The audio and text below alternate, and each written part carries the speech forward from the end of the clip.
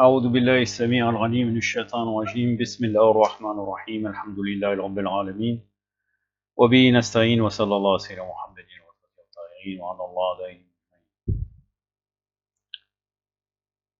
Mes frères et sœurs, assalamu alaikum wa rahmatullahi wa barakatuh. Bonjour à tous les non-musulmans qui regarderont ces présentes vidéos, car contrairement à d'habitude, ce n'est pas un sujet spécifiquement religieux. C'est une réponse à ce match Antifa sur l'islam, la femme et le burkini.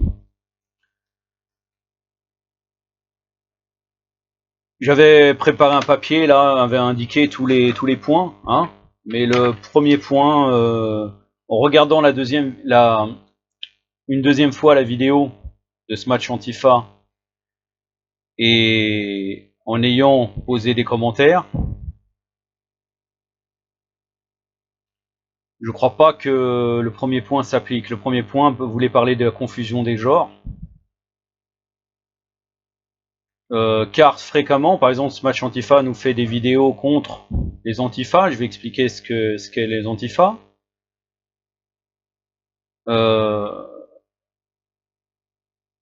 Fréquemment dans ce type de vidéos, comme par exemple Alaoui Roumi qui parle généralement du national-bolchevisme avec une tendance algérienne par rapport à Boumedienne, le président Boumedienne. En règle générale, on peut dépasser. Bon, Alaoui Roumi l'a pas fait, c'est un discours d'un très haut niveau. Après, éventuellement, une fois qu'on avait répondu à Morgan Priest, on peut dire qu'il s'était trompé par rapport à la méthode, par rapport à discuter avec les chrétiens, puisqu'en fin de compte, ce frère étant de tendance chiite, il utilise une méthode typiquement à l'Ahmed Didat, quand il avait parlé du christianisme. Chose qui n'est pas faisable en tant que chiite. Donc pourquoi je voulais parler de confusion des genres? Parce que généralement, quand on discute d'un sujet, on se cantonne à la politique et on peut dépasser, quelquefois notre langue dépasse ce qu'on voulait dire. Mais là, réellement, on pouvait penser que ce match Antifa parlait des salafistes, chose qui n'est pas tout à fait cela. En vérité, il parle de l'islam en général. Chose qui est étonnant, car je n'ai aucune raison de cacher que ce match Antifa est un musulman chiite.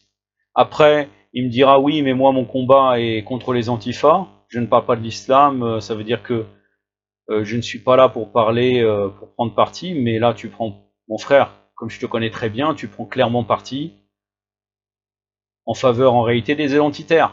Après, effectivement, dans la droite, il y a des gens qui dénoncent certains lobbies, mais en même temps, ils ne parlent pas, ils ne tapent pas systématiquement sur l'islam en oubliant certaines personnes et certains groupes organisés.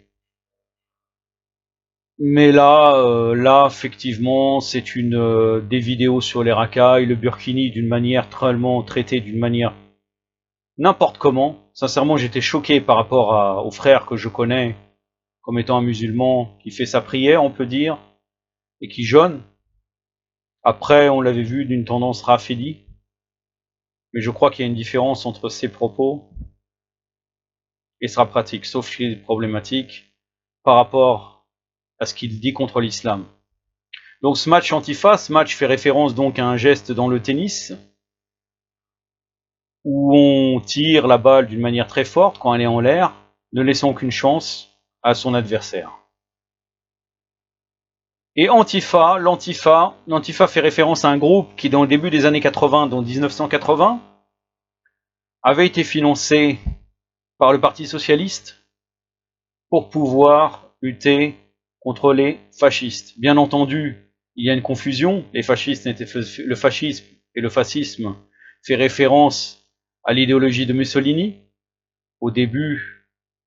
je pense au début de 1928, quelque chose comme ça, jusqu'à 1944, la chute de Mussolini, qui avait été replacé au pouvoir en Italie en 1943, il me semble. Les forces du Troisième Reich avaient fait un coup d'État et avaient replacé Mussolini. Donc les Antifa, donc ce groupe-là qui a été financé par le Parti Socialiste, considère que toute personne, en gros, qui ne rentrent pas dans leur schéma est fasciste. À l'époque, au début des années 80, je sais que le frère est en province. À l'époque, au début des années 80, il faut savoir que en banlieue parisienne, il y avait des combats entre les antifas et les skins. Quelquefois, ils recrutaient des gens d'origine maghrébine. Bon, à l'époque, il n'y avait pas ce terme islamiste que je vais expliquer par la suite. Et il y avait donc la création des SOS Racisme, encore une fois pour lutter après contre les fascismes, ou bien contre la droite et l'extrême droite. SOS Racisme qui avait été financé par le Parti Socialiste, encore une fois, avec comme figure de proue Harlem Désir, un Antillais ou Guadeloupéen, et Julien Drey, qui occupe maintenant des fonctions importantes, ces deux personnes, au sein du Parti Socialiste. Avec comme idéologue, vous le retrouvez bien sûr, le philosophe milliardaire Bernard-Henri Lévy. Et à l'époque, on ne parlait pas, donc en fin de compte, ce qu'on appelait les beurs, puisque c'était comme ça qu'ils étaient appelés, c'était encore une fois une manière péjorative.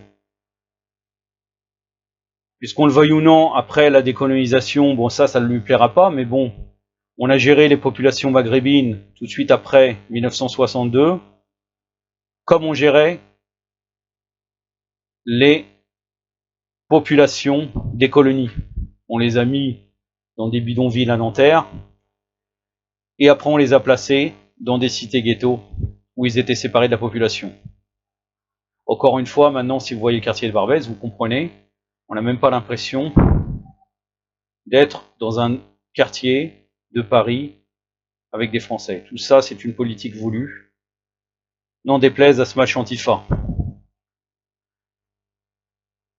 Et donc après, on peut commencer le début, donc après du côté d'islamiste, je vais expliquer après qu'est-ce que ça veut dire islamiste, le terme originel, au départ. Donc le premier groupe, on pourrait dire, où l'UEF avait été actif, c'était l'affaire de Creil, par rapport au hijab, en 1989. C'était des filles d'origine marocaine, émigrées, de population immigrée, mais qui étaient nées ici, qui avaient porté, je crois que c'était 2 ou 3 filles, qui avaient porté en 1989, la première fois l'affaire du hijab, qui avaient voulu porter le hijab à l'intérieur de l'école. Donc, ils avaient été soutenus par les associations islamiques, comme l'UEF. Il faut savoir qu'à l'époque, le roi du Maroc, Amir al-Fasaqin Hassan II, je l'appelle Amir al-Fasaqin basé sur les hadiths de Ahlul Bayt, vous comprendrez pourquoi, par rapport au fait qu'il n'y a que l'imam Ali alayhi salam qui peut être appelé Amir al-Mouminin alayhi salam. Donc il avait fait pression par le biais de l'ambassade du Maroc pour dire à leurs parents qu'ils enjoignent à ces filles d'enlever leur hijab. Ils avaient été soutenus, ces filles-là, par l'UIF, et entre autres, j'ai oublié quelqu'un qui s'appelle un Abdellah, il était au sud, il était à Lille, il avait écrit un livre, Le foulard islamique, mode d'emploi. Et donc, d'ailleurs, j'avais eu l'occasion, il a continué à être actif dans ce sujet-là, car en 2002, j'étais vice-président d'une association qui s'appelait Observatoire français des droits de l'homme. Et bon, c'était en vérité pour les objectifs du Moyen-Orient. Mais il y avait eu l'affaire à Aubervilliers de Alma et Lila. Alma et Lila qui étaient des musulmanes d'origine juive. Qu'ils avaient porté il y avait encore un problème du hijab, c'est toujours mis pour pouvoir écarter pour pouvoir toujours masquer les problèmes, et l'affaire du burkini c'est exactement la même chose, je vais y revenir. Donc les Alma et Lila, on avait été avec un frère donc dans leur école, à Aubervilliers, et après leur père qui était avocat, donc il n'avait pas besoin d'une aide, on avait contacté l'UIF, on avait été à l'UIF, et l'UIF nous avait dit, vous pouvez contacter ce Abdellah, j'ai oublié exactement son nom, à Lille, qui avait travaillé sur ce sujet du foulard islamique, donc vis-à-vis des lois, pour pouvoir faire quelque chose. Après, effectivement, l'association de leur père, qui était un avocat d'une association antiraciste, qui n'est pas ni SOS Racisme, puisque SOS Racisme, il faut savoir qu'il milite uniquement pour les gens qui ne sont pas religieux. À l'époque, il militait pendant les années 80 pour que ce qu'ils appelaient le beurre, ou de manière péjorative, rentre à égalité avec le français dans les boîtes de nuit. C'était ça leur programme. Si on venait parler de l'islam, bien sûr, ils n'acceptaient pas. C'était des. D'ailleurs, vous pouvez regarder Farida Begloul, qui était une très active à cette époque, comment elle parle de la récupération par le Parti socialiste et l'escroquerie de SOS Racisme. Donc là, on a commencé de parler du terme islamiste, donc les associations islamistes qui avaient soutenu ces filles, donc de Creil, d'origine marocaine, par rapport au foulard. Pour dire que le terme islamiste, à la base, vient du terme islamiyoun, c'était à l'époque du mouvement des frères musulmans. Oui, j'ai une parenthèse à vous dire, vous savez très bien que j'appelle jamais ceux qu'on appelle entre parenthèses sunnites, je les appelle jamais comme ça. C'est-à-dire j'ai 260 vidéos, je les appelais Mukhalifin ou Bakri. Là, exceptionnellement, puisque c'est un sujet qui traite de l'islam en général, on va accepter, je vais les appeler sunnites. C'est une exception, puisque ce n'est pas vraiment un sujet islamique. Donc le sujet à l'époque des frères musulmans en Égypte, à l'époque quand Hassan el-Benna a créé son mouvement, il a dit toutes les populations sont des musulmans, de comment nous appeler, nous appelons-nous, donc on s'appellera islamiyoun, ça vient du terme islamiste, mais à la base, donc en français islamiste, mais en vérité il n'y a pas d'islamisme, isme, car capitalisme, communisme, socialisme, c'est des doctrines, ça n'a rien à voir avec l'islam. Maintenant, en vérité, le terme islamiste, comme Smatch Antifa veut nous présenter d'une manière péjorative, on pourrait dire que tout musulman qui ne se contente pas uniquement de faire la prière et le jeûne est islamiste, car il voit l'islam comme une globalité dans différents domaines. C'est la même chose, bon après chez les maghrébins, bon quand on parle de Ikhwan, Ikhwaniyat, généralement on qualifie ces gens-là qui sont un peu plus pratiquants que les autres, c'est-à-dire pour eux le musulman c'est quelqu'un qui va faire sa prière, bon après la prière de Saub on la néglige, à 10h du matin il peut nous voir, nous dira salam alaikum, il va prendre un peu de café, et puis après il va faire l'odo, il va aller faire sa prière, ça tous les jours, et le jeûne par culture au mois de Ramadan. C'est de ça, c'est la sphère donc musulman culturelle. Et les autres, qui sont un peu plus pratiquants, on les appelle donc Ikhwan ou Khaniyat. C'est une manière aussi de dire islamiste. Bon bah, je vais commencer. Ce match Antifa, tu nous as dit, j'avais pas prévu de m'exprimer. Moi, je te pose la question, pourquoi tu l'as fait? Quand tu te cantonnais à parler des sujets des gauchistes, puisque ton problème, t'as un problème personnel et structurel avec les gauchistes dans tous les domaines, alors que certains gauchistes et certains penseurs ont été importants, ils ont joué un rôle vraiment même dans des doctrines très fondamentales en opposition au système, pas tous. Effectivement, les antifas, c'est la racaille, ça c'est sûr et certain. Pas la racaille comme toi tu veux déterminer par rapport aux maghrébins. Apparemment, t'as un problème avec ça, tout en étant musulman. C'est ça le pire. T'es un musulman, t'as un problème, t'attaques l'islam, t'attaques tout le monde. Je sais pas quoi, racaille, terroriste, gauchiste, tout la même chose. Tout ça, c'est un mélange pour toi. Bon, t'as dit le burkini est quelque chose de nouveau. Je suis désolé, t'as juste à taper sur Google, images, burkini, et tu verras que le burkini existait au moins pour la France, peut-être depuis 2014. Et en réalité bien avant, puisque ça date de 2000 le burkini. T'avais juste à taper sur Wikipédia, pas Wikipédia, les images de Google, et tu verras différents modèles, et chaque année pour le burkini, il y a différents modèles, et pas seulement uniquement pour les musulmans. Il faut savoir que certaines personnes ou femmes ont des taches sur la peau, ont certains trucs, donc ils préfèrent se couvrir pour aller à la plage. Il y a des femmes aussi, certaines personnes qui ont honte de son corps, donc ils mettent un burkini, chose qui est voilée, tout à fait normalement. C'est-à-dire ils sont couverts leur corps, ils peuvent aller à la plage. Je ne sais pas pourquoi ils ont un problème pour aller à la plage, ça sera interdit. D'un côté, tu dis que le burkini est une nouveauté introduite par le lobby salafiste. Je suis désolé, et franchement ça fait rigoler. D'ailleurs sur les notes j'ai marqué LOL, car les salafistes ne ramènent pas leurs femmes dans les plages et les piscines mixtes. Peut-être ils vont. Moi, je sais que par exemple en Turquie, il y a des plages qui sont un peu privées. Il y a des personnes qui ont été où il y a que des femmes, où ils arrivent à ne pas mélanger, mais ils ne vont pas dans des plages mixtes où il y a de la nudité.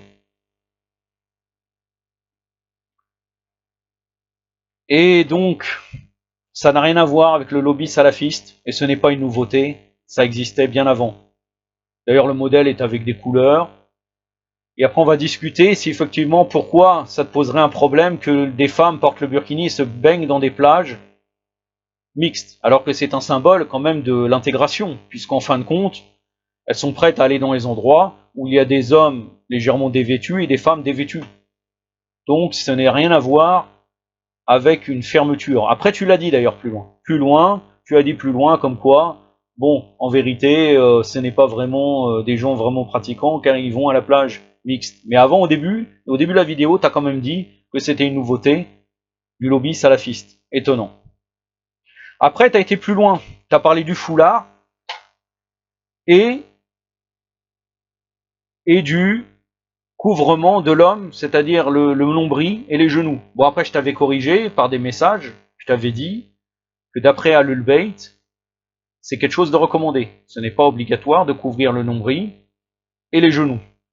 Mais le pire, c'est que tu as dit, et là tu as dit le foulard et, donc ça implique que tu penses la même chose pour le hijab, tu as dit le foulard, tu as dit qu'il n'est pas écrit dans le Coran, et c'est uniquement dans la jurisprudence ou les hadiths, cela fait plus de 1000 ans. Cela fait plus de 1000 ans, et l'islam, je résume, hein, l'islam est une religion sclérosée. Faut savoir qu'il y a des allusions dans le Coran, entre autres dans Surat El-Ahzab, il me semble, mais aussi dans Surat An-Nur, Surat An-Nur, la Surat de la lumière, il y a une allusion sur la hijab. Mais n'importe quel musulman, et tu es un musulman, connaît que normalement on se doit d'obéir au prophète, ça pour les sunnites, et la sunna est pour les sunnites et les chiites. Il y a une extension pour nous, pour les 12 imams, et les sunnites disent qu'il y a éventuellement les compagnons qui peuvent ériger une sunna, mais ils divergent sur ça. Abu Hamid Razali, par exemple, n'est pas d'accord avec cela. Mais il est évident, dans le Coran, il y a Atirullah wa Rasoul, obéir au prophète et à son, obéir à Allah et obéir à son prophète. Et après encore plus loin, même comme dans d'autres trucs, dans d'autres versets, pardon, cela fait référence au Ahlul Bayt alayhim salam. Donc, en tant que musulman toi-même, tu fais la prière, je t'ai vu faire la prière. Donc normalement, ce n'est pas marqué dans le Coran comment faire la prière. Tu devrais faire comme les coranistes en vérité. Puisque tu prétends que ce n'est pas dans le Coran, tu devrais faire des recours, donc t'incliner et faire quelques prosternations. Et tu pries peut-être à la manière des chrétiens ou des protestants, comme tu veux. Tu te recueilles dans un coin et tu pries. Tu fais des invocations. Puisque le terme prière veut dire en vérité dans la langue donc occidentale veut dire invocation. Hein, ce n'est pas des gestes bien précis. C'est étonnant qu'en tant que musulman, tu nous parles de comme quoi ça a fait plus de 1000 ans, parce que normalement, toi-même dans ta jurisprudence, tu as suivi des hadiths. Après, l'islam est une religion sclérosée. Ça, c'est intéressant. C'est très très intéressant de dire que l'islam est une religion sclérosée. Je te rappelle quand même qu'il y a quand même de l'ijtihad. Et de quelle sclérose parles-tu? Parce que il faut savoir que tu sais très bien que dans le christianisme, ils ont fait Vatican II. Donc Vatican II, c'était une réforme du catholicisme. Et d'ailleurs, beaucoup de chrétiens traditionnels critiquent cela. Et en vérité, c'était pour le Vatican II a été créé pour s'aligner avec le mondialisme. Après, tu dis les juifs ont évolué, les juifs ont évolué aussi, tu dis les juifs ont évolué. Ça, c'est toi qui le dis, mon ami. Parce que va voir les juifs orthodoxes, généralement, on fait référence aux Ashkénazes, donc aux juifs de l'Est, et tu vas voir s'ils sont évolués en faveur du modernisme, qui est le modèle actuel. Donc tu vois pas ce que tu parles de l'islam, religion sclérosée. Tu n'as qu'à aller éventuellement dans les pays du Golfe, et tu verras qu'ils sont tout à fait au fait des dernières nouveautés de ce monde moderne. Après, on ne peut pas défendre une position de droite, traditionnaliste, pour nous parler de la Révolution française en disant comme quoi c'est une régression, et de dire comme quoi le symbole de la Marianne c'est une prostituée, chose que tu as raison mon ami, c'est une prostituée, mais là, tu nous parles que... et en même temps,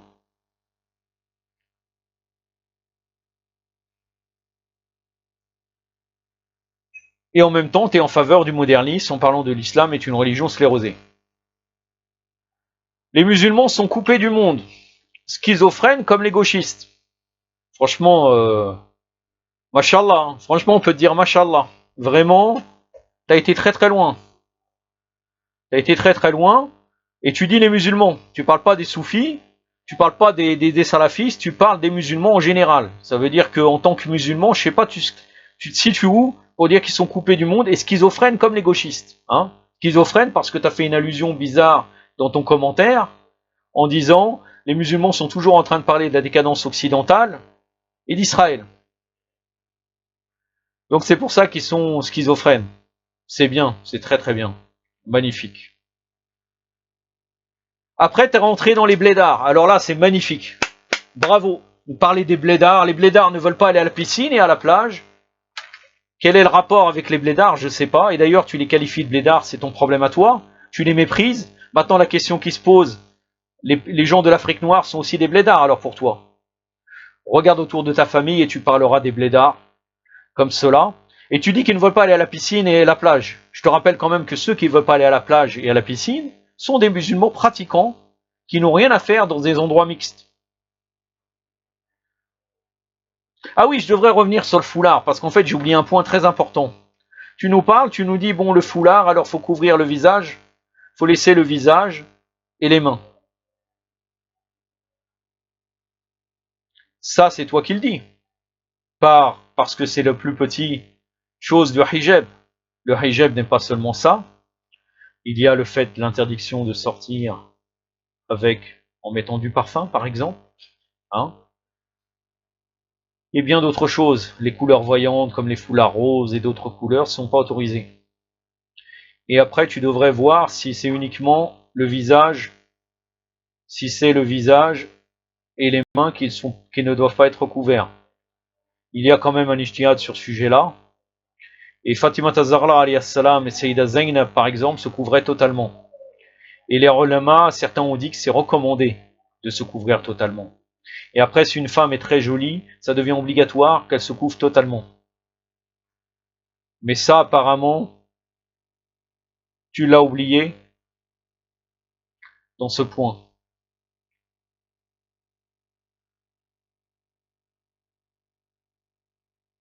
Après, tu nous as dit, donc tu as décrit, tu as dit, bien sûr, on demande donc à ces femmes de se couvrir, et on est donc éventuellement à la plage, on va aller à la plage, et on peut regarder ces personnes dénudées. Donc tu as dit, on ne comprend pas pourquoi vous permettez de regarder des personnes dénudées, alors que vous devez avoir de la pudeur et être couvert.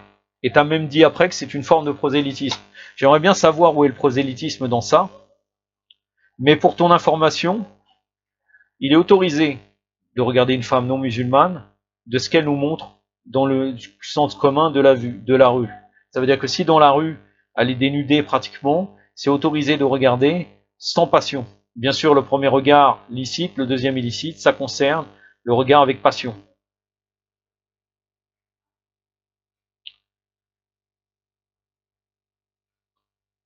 J'avais préparé d'autres choses pour te répondre. Donc, oui. Après, tu nous as dit l'islam est misogyne ou homophobe. Donc, on va se situer en tant que chiite duodécimain, et je vais te citer les hadiths qui sont pas en faveur des femmes, puisque tu dis misogyne, donc je vais aller dans ton sens, mais dans tes sources, les sources de Ahlul Bayt, alayhim salam. Bien sûr, il faut savoir que ces hadiths-là sur les femmes ont été dits dans des contextes, certains dans des contextes bien déterminés, et d'autres qui décrivent la nature de la femme. Et il y a d'autres hadiths, rapidement, mais moi mon but c'est de rentrer dans ton sujet. Tu dis que l'islam est misogyne, donc on va rentrer dans ça. Et si tu as un problème avec ça, faut changer de religion. C'est-à-dire c'est pas la peine de... Parce que là, il y a énormément de hadiths contre, qu'on pourrait dire contre les femmes, qui ne sont pas en faveur des femmes. Je vais t'en citer, et puis après je vais te trouver 2-3 hadiths qui vont dans le sens de la possibilité des femmes, comme quoi il faut les respecter et tout ça, mais parce que quand tu parles de misogynie, c'est-à-dire tu parles peut-être des salafistes, mais moi je vais te dire dans le chiisme, il y a le même type de hadith. Donc l'imam Ali alayhi salam nous dit, ah oui, les références sont des références très connues. Je peux pas te donner les références précisément, mais c'est des références comme Mizan al-Hikmah de Mohamed Rida Rishirai, Najal Balara, Rura al-Rikam, Usul al-Kafi, Tu'af al-Urqul, Tawhid de Shir Sadouk, Ma'ani al-Akhbar de Shir Sadouk, Kitab al-Khisal de Shir Sadouk, Ila Sha'ai, donc la raison des lois de Shir Sadouk, ou Yonarbar al-Rida de Shir Sadouk, Man la Yadur al-Faqih de Shir Sadouk, Mizbah al-Sharia, c'est des paroles attribuées à l'imam Ja'far Sadiq alayhi salam, Kitab al-Buhan fi tafsir al-Quran, donc c'est le fameux livre de tafsir de Sayyid Hashem al-Barani, Mishqat el-Anwar fi Wa al-Akbar, al-Akhbar, c'est de Abu Fadl Ali al-Tabarsi, Fawaqiq bain al-Rajul wa Mara, ça c'est sûrement dans ça, de Mohamed Rida al-Ridawi, les différences entre l'homme et la femme, Awalim al-Ulum de Shir Abdel al-Barani, Ramz, Sifat fi Tib wa Nabi wa al-Imad, bon c'est pas ce sujet-là, Kalimat, bon ça, Ayat, non. Donc c'est des références reconnues. Donc l'imam Ali alayhi salam nous dit, un groupe de juifs va trouver le prophète sallallahu alayhi wa alayhi, et le plus savant d'entre eux posa diverses questions. Parmi ceux qui demanda, il y avait quelle est la supériorité des hommes sur les femmes. Donc Fadl, le prophète sallallahu alayhi wa alayhi dit alors, c'est comme la supériorité du ciel sur la terre, et comme la supériorité de l'eau sur la terre, ainsi c'est grâce à l'eau que vit la terre. Et c'est grâce aux hommes que vivent les femmes. S'il n'y avait pas eu des hommes, Allah n'aurait pas créé les femmes. Allah le Tout-Puissant a dit, les hommes ont la prédominance sur les femmes à cause de ce qu'Allah a préféré certains sur les autres. Le juif dit, pour quelle raison est-ce ainsi? Le prophète sallallahu alayhi wa alayhi nous dit, Allah le Tout-Puissant créa Adam et Ève fut créé de son restant. Et le premier qui obéit aux femmes fut Adam, alors Allah le fit descendre du paradis. D'ailleurs, la supériorité des hommes sur les femmes a été rendue évidente dans la dunya. Ne vois-tu pas comment les femmes ont les règles et que l'adoration leur est impossible à cause de l'impureté, tandis que les hommes, il ne leur arrive rien de tel. Le juif dit, tu as dit vrai, ô Muhammad, sallallahu alayhi wa alayhi. Allahumma salli ala Muhammad. Le juif dit, tu as dit vrai, ô Muhammad. Assemblée des hommes, les femmes sont déficientes dans la foi, déficientes dans les parts et déficientes dans les uqul. En ce qui concerne la déficience de leur foi, c'est leur abandon de la prière du jeûne durant leur jour de règle. Quand la déficience de leur uqul, c'est le témoignage de 2 femmes et comme le témoignage d'un seul homme. Quand l'amoindrissement de leur part, c'est que leur part d'héritage sont la moitié des héritages des hommes. Alors craignez les plus mauvaises des femmes, et soyez sur vos gardes avec les meilleures d'entre elles. Ne leur obéissez pas dans le bien, afin qu'elles n'aient pas envie du répréhensible. Assemblée des hommes, n'obéissez pas aux femmes en aucun cas. Ne leur confiez pas les biens, ne les laissez pas prendre en main l'ordre de la famille, parce que si on les laisse faire ce qu'elles désirent, elles vont vers les périls, et elles outrepassent l'ordre du maître. Et le mot là, c'est ainsi que nous avons constaté qu'elles ne possèdent aucun scrupule. L'orgueil est pour elles impératif, même si elles sont âgées, la vanité est inséparable d'elles-mêmes, même si elles s'en font vieilles. Elles ne sont pas reconnaissantes envers l'abondance, lorsqu'on leur a interdit la petite quantité. Elles oublient le bien et gardent le mal en mémoire, elles se complaisent dans la calomnie, persévèrent donc dans les débordements et vont à la rencontre du shaitan. Donc faites attention à elles en toutes circonstances, dites-leur de belles paroles et peut-être qu'elles amélioreront alors leurs actes. Donc l'imam Ali, on pourrait dire qu'il serait dû envers les femmes, mais nous vous trouvons le prophète sallallahu alayhi wa alayhi qui dit, les femmes sont un bégaiement et un point vulnérable. Aurat, alors cachez les aurat dans les maisons et couvrez le bégaiement au moyen du silence. La discussion avec les femmes fait mourir le cœur. Les femmes sont les pièges du shaitan, les habitants les moins nombreux du paradis sont les femmes. Ceux qui seront sauvés parmi les hommes sont peu nombreux et parmi les femmes encore plus rares. Désobéissez aux femmes dans le bien avant qu'elles ne vous ordonnent le blâmable. Cherchez protection près d'Allah contre les pires d'entre elles, et soyez sur vos gardes avec les meilleures d'entre elles.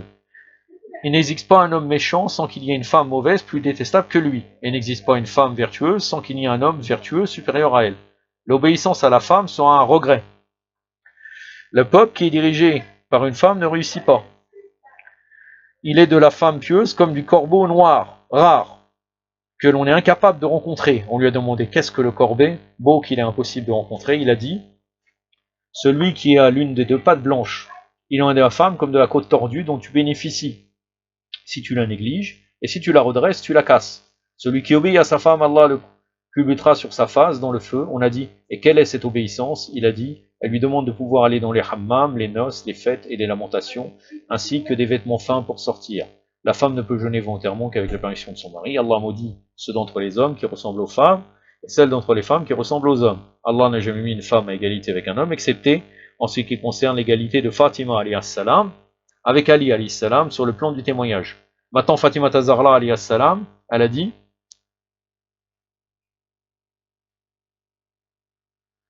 donc le prophète Mohammed sallallahu alayhi wa alayhi a posé la question à Fatima Zahra, quelle est la meilleure chose pour la femme? Elle a répondu qu'elle ne voit aucun homme et qu'aucun homme ne la voit, alors il la serra contre lui et dit descendance digne de son origine. Bon, je vais vous citer quand même quelques hadiths qui ne seraient pas contre les femmes, mais après la misogynie, comme tu pourrais l'entendre, comme toi tu le vois, c'est dans le chiisme aussi, puisque tu prétends qu'il y a une misogynie. Hein, on va chercher quelques hadiths qui vont dans... Hein.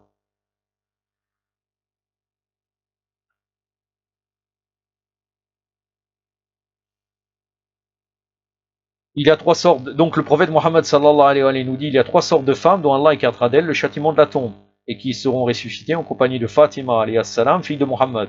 Une femme qui endure la jalousie de son mari, une femme qui supporte patiemment le mauvais caractère de son époux, une femme qui fait don de sa dot à son épouse, de son époux.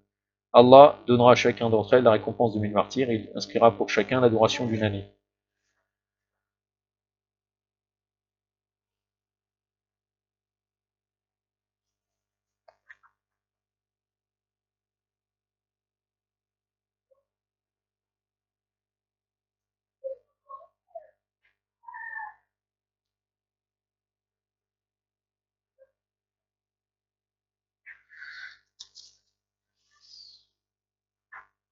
Je cherche dans ce livre, il y a beaucoup de choses qui seraient...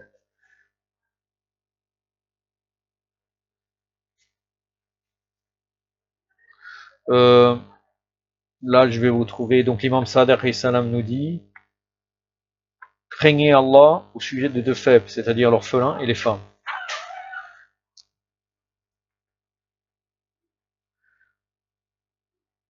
Vos femmes ont des droits sur vous, vous avez des droits sur elles. Vos droits sur elles sont qu'elles ne bafouent pas vos couches, qu'elles ne fassent pas entrer dans vos maisons quelqu'un que vous détestez, sauf avec votre permission, et qu'elles ne commettent pas de turpitude. Et si elles le font, alors Allah vous permet de les punir, de les délaisser dans les lits et de les frapper, mais pas très fort. Et si elles cessent et qu'elles vous obéissent, alors leurs droits sur vous sont leur veste et leur habillement d'une bonne façon.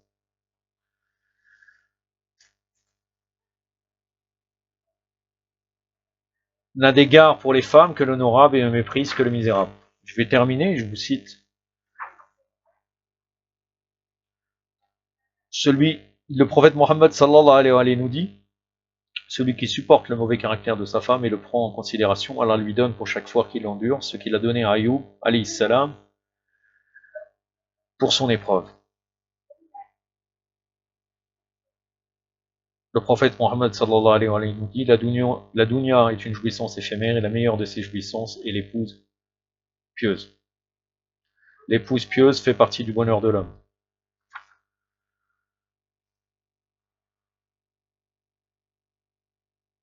Je vais arrêter là. De toute façon, l'objectif, c'était de te dire comme quoi, donc dans le chiisme, tu parles de misogynie, donc tu vas la trouver aussi dans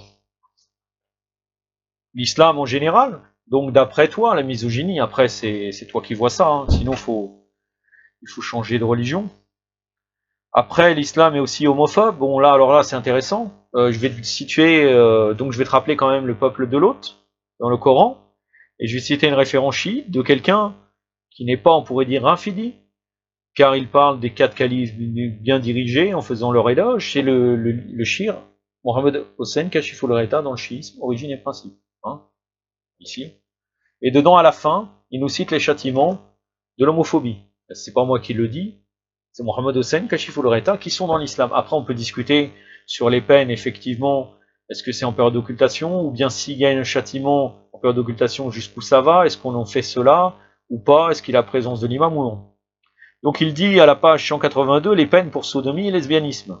Il n'y a pas d'acte plus désobéissant au péché et plus grave et méritant un châtiment plus sévère que celui-ci. En effet, l'islam autorise seulement pour ces actes la peine de l'immolation par le feu.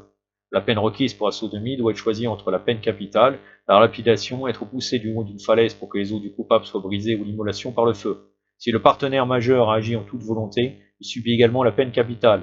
S'il est mineur, il subit un châtiment différent. La sodomie est prouvée de la même manière que l'adultère, ainsi que le lesbianisme.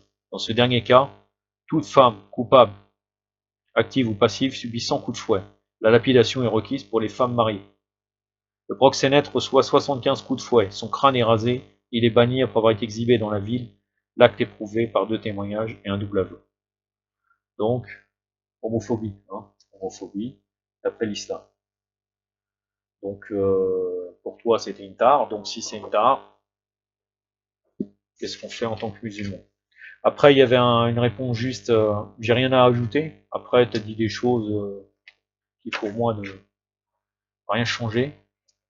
Tu as dit à un moment donné dans tes commentaires, après, je sais pas s'ils existent encore, comme quoi l'islam est une copie dont il y a eu retard intellectuel et tout ça. Ça, c'est intéressant de dire ça, comme quoi tu n'avais qu'à regarder les... Je dois te rappeler quand même que jusqu'à l'époque de Louis XIV, va au château de Versailles, tu vas trouver même pas une salle de bain. Hein. Il y a des châteaux de Napoléon, il y avait Napoléon, effectivement, il y a des salles de bain, chez eux, pour eux. Et l'introduction de la salle de bain, qui a été un luxe jusqu'aux années 1970. Je peux te renseigner, en France, c'était comme cela. Il faut savoir que dans le christianisme, la saleté, ça faisait partie de la foi. C'est-à-dire que il y avait des couches de crasse sur le roi, et il se lavait très rarement, voire pratiquement pas. Peut-être quand il se baignait dans un lac, peut-être c'est possible. Tout ça, tu vas me dire, c'est péjoratif, mais les hammams existaient depuis pratiquement le début de l'islam. En Andalousie, entre autres, tu vas les retrouver. Et tu peux parler du retard des musulmans. En Andalousie, il y a quelques miracles, par exemple, comme par exemple un chandelier qui flottait dans le vide, car il y avait au-dessus une plaque comme un aimant, et il a été placé par rapport à l'attraction terrestre, donc il flottait. Et dès qu'il y a eu un trou dans le plafond, ce chandelier est tombé. Après, si tu vas me dire c'est pas des calculs ou quelque chose comme ça c'est encore un autre sujet.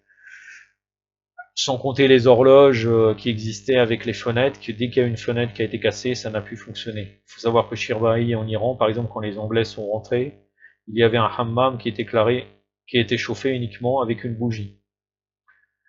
Entre autres, en Iran, tu trouveras aussi des tours où on faisait l'Aden, dont 2 tours proches, où si tu te bouges un peu, c'est de l'autre côté que ça bouge, la tour bouge avec toi. Tu peux vérifier, ça existe en Iran, entre autres aussi à Isfahan, à Ispahan. Il y a par exemple un endroit où on parle tout doucement, on entend à l'autre bout de la mosquée. Il y avait un endroit où on pouvait jouer de la musique, l'orchestre pouvait partir, il y avait la musique qui se répétait énormément de temps après par rapport à l'écho. Après, c'est comme si tu n'as pas vu la vidéo Comprendre la Renaissance, où il y a énormément, je veux dire, c'est une entreprise de plagiat. Il faut savoir que au début du XXe siècle, en France, on enseignait encore le Qanoun de Ibn Sina à Vicenne. Et tu pourras me dire, oui, mais ils ont copié des Grecs, je sais pas, des Hindous, ou bien tu vas rentrer aussi dans Henri de Lesquin, peut-être dans Radio Courtoisie, qui parle d'une société, civilisation occidentale gréco-judéo-chrétienne. Il faut savoir que sur les Grecs, il y a beaucoup de doutes, mais tu vas dire c'est ridicule. Mais au niveau du nombre de écrits qu'ils ont pu rapporter par rapport à sur quoi ils écrivaient à l'époque, c'est quand même peu probable qu'il y aurait des milliers de pages. Il n'y en a qu'à chercher les collections, tu peux taper sur internet de l'Iliade et tu verras. Ça s'appelle, je crois, la collection, c'est pas l'Iliade et l'Odyssée, mais il y a une collection française qui s'appelle Iliade, où c'est les philosophes, tu vas voir le nombre de pages des philosophes grecs. Ça, éventuellement, ça aurait été des personnalités qui auraient éclairé à la Renaissance, ou bien si tu veux le nier, de toute façon, il y a une entreprise de plagiat qui est énorme. À partir du Xe siècle, il y a eu des traducteurs qui ont traduit les œuvres des musulmans. Là, je vais t'en citer. Dans le livre Comprendre la Renaissance, je l'avais présenté en tant que conseil de lecture. Et j'avais fait la critique aussi, donc j'acceptais pas tout. Donc je vais te citer uniquement à chaque fois 3 parce que on peut dire que là, la période du Xe siècle, hein, Xe siècle au XVe siècle, ça doit être ça. Il y en a énormément, je vais pas perdre de temps à te les citer tous. Après, tu feras ce que tu veux avec, ça c'est autre chose. Tu te vertueras peut-être au coranier, mais ça c'est un autre sujet. Oui, donc surtout au XVe siècle. Au XVe siècle, alors là, c'était la période clé de la Renaissance, après dans différents domaines. Mais bon. Donc là, on peut parler des traducteurs. Les traducteurs, il y avait Gerbert d'Aurillac, 945, il serait né en 945 ou 950, décédé en 1003. Il avait traduit Al-Qasadi, mort en 890. Et par exemple, je vais te donner un exemple, il avait traduit Kashf el-Marjoub fi Mil'ilm el-Robar. Hein. Après, ils l'ont appelé autrement, Libellus de Numerum Divisione, 10e siècle. Khazin, il avait traduit Kitab al-Masail al-Adadiyya. Donc c'était là sur la géométrie, aussi au Xe siècle. Constantin l'Africain, qui est très connu, au XIe siècle. Il a traduit un auteur qui s'appelle Al-Majousi, Kitab al-Malaki. Donc là, c'est sur les astres. XIe siècle. Ibn Imran, toujours au XIe siècle, qui a été traduit par Constantin l'Africain, Kitab al-Maliroleya, dont le livre de la mélancolie, XIe siècle. Kitab al-Bawl, donc sur l'urine, il a traité les différentes urines. Toujours, là c'est un auteur qui s'appelle Ibn Jazar, 898-980, traduit par Constantin l'Africain. XIe siècle. Toujours XIe siècle, parce que tu vas me dire, tu m'as pas donné vraiment des choses fortes. Là, je te donne de la médecine, Kitab al-Mansouri fi al-Tib, donc de l'Razi, qui est très connu, 864-925, toujours traduit par Constantin l'Africain. XIe siècle. Et il y en a énormément d'autres. Hein. Il y en a énormément d'autres. Il y a Petrus El Alfonsi, donc un traducteur, qui est né en 1062, décédé en 1140. Il a traduit un auteur qui s'appelle Al-Batani, 856-929, donc calendrier grégorien. Kitab al-Marifat, Matali al-Borouj, Min al-Bayn al-Arba al-Falak, traité sur le mouvement des étoiles et des planètes. 11e siècle. Ibn al-Muqaffa, qui est l'ancêtre des Fables de La Fontaine, 720-756, toujours traduit par Petrus Alfonsi. Kitab Kalila Wadimna, 12e siècle. Je continue. Je suis toujours au...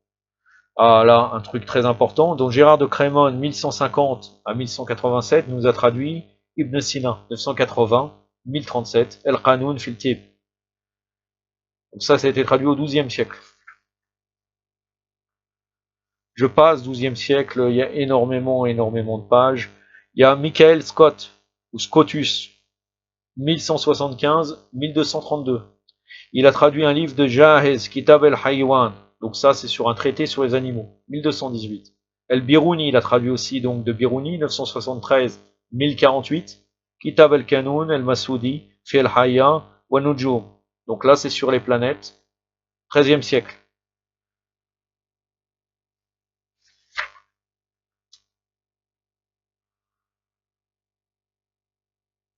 Ah, Michael Scott a traduit aussi Ibn Rushd, donc appelé aussi Averroès en Occident, 1126-1198, Ibn Rushd. Kitab al-Khuliyat fi at-Tib, livre de la médecine générale ou universelle, 13e siècle. 13e siècle traduit. Donc là, on va essayer d'aller au 14e siècle. Hein, 13e siècle, il y en a en pagaille énormément. Hein. 14e siècle. 14e siècle. A de Villeneuve ou Villanova, 1235-1311, a traduit El-Razi, Kitab el-Hawi, Fetteb. Non, là c'était 13e siècle. Oui, 14e siècle. Il avait continué à traduire Kitab el-Hawi, Fetteb, donc de El-Razi, 864-925 El-Razi.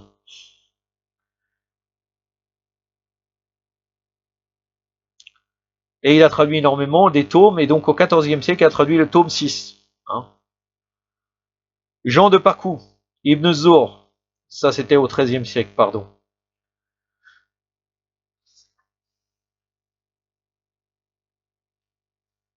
XIVe siècle, donc Gentilis de Feugenatis ou Gentil del Foligno, mort en 1338. Il a traduit Ibn Sina. Ibn Sina, né en 980, décédé en 1037. Et là, toujours Al-Qanun fil Tib, donc comme c'est un livre très très long, ils l'ont traduit dans plusieurs époques, donc il a été imprimé en 1476, donc au XIVe siècle.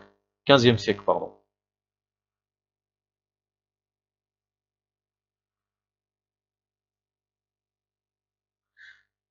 Il a été traduit au XIVe siècle, mais il a été imprimé en 1476, c'est ça pour être précis.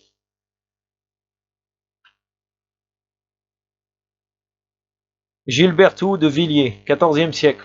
Il a traduit Ibn Rushd, 1126-1198. Char Kitab al-Nafs. Donc ça, normalement, c'est sur la respiration. Il a été imprimé en 1515. Je vais arriver au XVe siècle. Il y a encore énormément de pages. Tu peux revenir à ce livre, si ça t'intéresse, ou bien tu resteras. D'ailleurs, dans tes commentaires, tu as copié, j'ai vu qu'entre parenthèses, tu as recopié uniquement un livre, sans réfléchir qu'en tant que musulman, ce que tu dis, c'était totalement aberrant. Mais bon. Ronzio Biceno, ou Ronzio Picenus, 1495-1551. Il a traduit Jaber ibn Afla el-Hijbili, qui est né en 1100-1160. Isla el-Mazdij. Donc là, c'est la géomancie, 15e siècle. Il a été imprimé en 1552. Du 15e siècle, nous avons Antonio Citatini, Fautini, 1465-1530, qui a traduit aussi Ibn Sina al-Qanun fi Tib. Donc différents chapitres. Hugo Benzi. Non. Hugo Benzi, c'est le 14e siècle. Je vais t'en citer encore un, et puis après j'arrêterai là. Je n'ai pas grand chose à ajouter.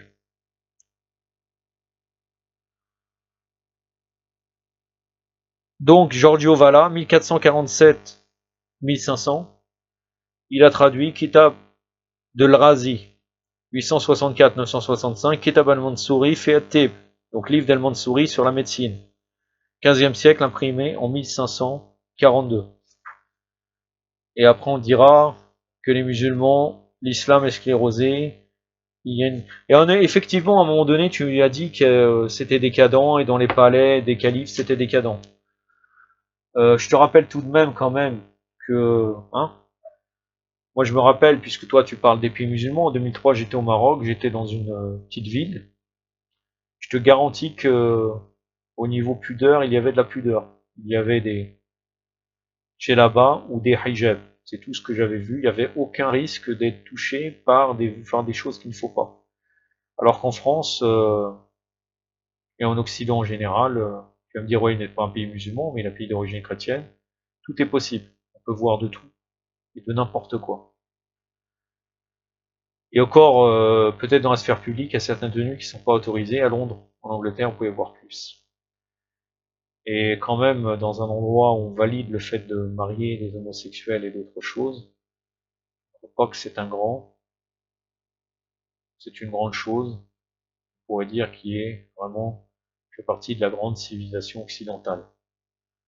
Dans les sphères des califes, il y avait des corrompus, il y avait des homosexuels, effectivement. Mais est-ce que les gens, une majorité, avaient ça? Est-ce que l'alcool, par exemple, était partout? Pardon, je ne sais pas dans les pays Afrique noire, mais moi je sais qu'en Algérie, les débits de boissons généralement sont cachés par une vitre noire.